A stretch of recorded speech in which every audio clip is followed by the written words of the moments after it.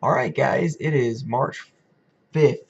It is a little bit after midnight, and it's time to see who the winners of the giveaway are. I just want to say thank you so much for all of those who subscribed, who are following me on Twitter. I want to say thank you guys so much for helping my channel to grow with this giveaway, and let's go ahead and see who the winners are.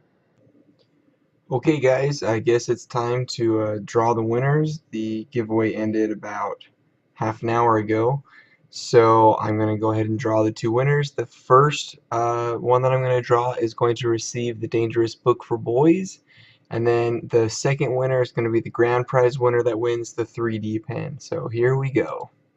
Looks like there's 27 people that can possibly win. I'm going to draw two winners. Here we go. Alright, so looks like prize number one, the Dangerous Book for Boys, is gonna go.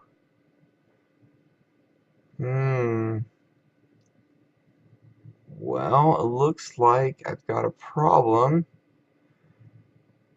because one of our winners is in Brazil, and this was unfortunately a United States only giveaway. So I'm sorry, gonna have to draw another winner.